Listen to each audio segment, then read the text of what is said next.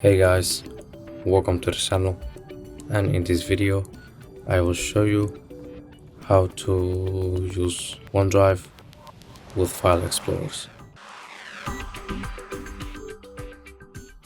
So first, what you want to do, you want to go to your file explorer. It can either be a Windows file explorer or a Finder, and then here go to OneDrive. In Windows you'll see a OneDrive symbol, so you can straightforwardly get there without any problem. Then as you can see, we're in the file explorer.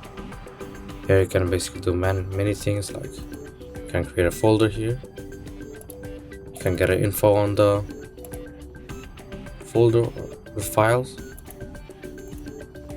you can do a lot of stuff. You can remove, you can even free up space, you can view things online,